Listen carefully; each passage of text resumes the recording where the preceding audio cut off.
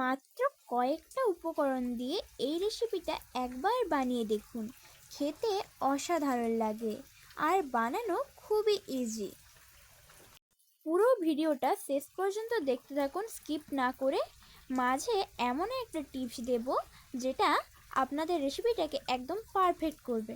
নমস্কার বন্ধুরা, মুখরুচি রান্না চ্যানেলে আপনাদের সবাইকে স্বাগত জানাই। এই রেসিপিটা তৈরি করার জন্য আমি এখানে মেজারিং কাপ মেপে 1 কাপ সাবু নিয়ে নিয়েছি। সাবুটাকে মিক্সিং জারের মধ্যে দিয়ে মিহি একটা পাউডার তৈরি করে নিলাম। এদিকে একটা কড়াই বসিয়ে দিয়েছি। কড়াইয়ের মধ্যে 1 কাপ জল দিয়ে দিলাম। জলের মধ্যে স্বাদ অনুযায়ী নুন দিয়ে দিচ্ছি। নুনটাকে ভালো করে জলের সঙ্গে মিশিয়ে নিতে হবে। জলটা যখন ভালোভাবে গরম হয়ে যাবে তখন এর মধ্যে ওই মেজারিং কাপ মেপে 1 কাপ চালের গুঁড়ো দিয়ে দিচ্ছি। আর এই সময় গ্যাসটাকে একদম লো ফ্লেমে রাখতে হবে, নাহলে চালের গুঁড়োটা কড়ার মধ্যে লেগে যাবে। এবারে যে সাবুর পাউডারটা তৈরি করে রেখেছিলাম সেটাও এর মধ্যে দিয়ে দিলাম। তারপরে ভালো করে নেড়ে চেড়ে মিশিয়ে নিচ্ছি। এবারে এই কড়াটাকে নামিয়ে নিচ্ছি আর একটা থালার মধ্যে এই ডোটাকে ঢেলে দেব। ডোটা খুব বেশি শক্ত করা যাবে না আর খুব বেশি নরম করলেও হবে না। এইভাবে ভালো করে গরম অবস্থাতেই মাখিয়ে নিচ্ছি। দেখুন ডোটা তৈরি হয়ে গিয়েছে।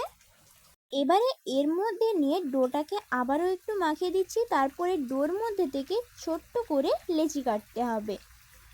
এবারে ডোটাকে সরিয়ে রেখে হাত দিয়ে একটু গোল করে নিয়ে এরকম লম্বা করে দিচ্ছি। ঠিক যেরকম চুষি পিঠা বানাই সেইভাবেই বানাতে হবে, কিন্তু একটু লম্বা লম্বা করে। একই রকমভাবে সবগুলো তৈরি করে নিচ্ছি। দেখুন সবগুলো তৈরি হয়ে গিয়েছে, আপনাদেরকে দেখিয়ে দিচ্ছি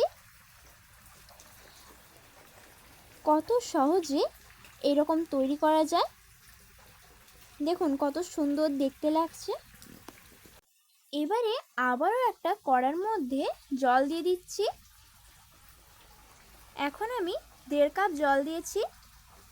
এবারে ওই জলের মধ্যে একটা তেজপাতা আর একটু আদাকে দিয়ে দিলাম। তারপর জলটা যখন গরম হয়ে যাবে তখন ওর মধ্যে 1/2 কাপ চিনি দিয়ে দিচ্ছি। চিনিটাকে দিয়ে ভালো করে জলের সঙ্গে মিশিয়ে নেব। এই রেসিপিতে আদা আর তেজপাতাটা দিতেই হবে, এটা দিলেই এই রেসিপির টেস্ট দ্বিগুণ হয়ে যায়। দেখুন এবারে এগুলো দিয়ে দিচ্ছি। আর এগুলো দেওয়ার সময় জলটা যেন খুব ভালোভাবে গরম হয়ে যায়। তারপরে ভালো করে নাড়িয়ে চাড়িয়ে জলের সঙ্গে মিশিয়ে নিতে হবে। একবার এই রেসিপিটা বানিয়ে দেখবেন, এত সহজ, খেতেও খুবই টেস্টি হয়। আর এই রেসিপিটাতে কোনো তেল ব্যবহার করা হয়নি।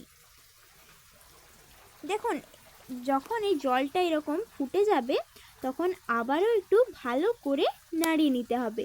খুব বেশি নাড়াচাড়া করা যাবে না, তাহলে এগুলো ভেঙে যেতে পারে। যেহেতু সাবু দেওয়া আছে তার জন্য বেশি ফুটে গেলেও ভাঙবে না। সাবুর জন্য বেশ চিটাল হয়ে গিয়েছে। দেখুন কত সহজে রেসিপিটা তৈরি হয়ে গেল। এবারে গ্যাসটাকে অফ করে দিচ্ছি আর একটা বাটির মধ্যে সার্ভ করে নেব। এইভাবে একবার রেসিপিটা বানিয়ে খেয়ে দেখবেন, খেতে সত্যি অসাধারণ লাগে। আর রেসিপিটি ভালো লেগে থাকলে লাইক, কমেন্ট এবং শেয়ার করবেন। আমার চ্যানেলে নতুন বন্ধু হয়ে থাকলে চ্যানেলটিকে সাবস্ক্রাইব করে নেবেন। দেখুন কত সুন্দর হয়েছে দেখতে। এই রেসিপিটা খেতে যে এত টেস্টি লাগে, না খেলে বিশ্বাসই করতে পারবেন না। খেতে সত্যি অসাধারণ লাগে। ধন্যবাদ পুরো রেসিপিটা শেষ পর্যন্ত দেখার জন্য।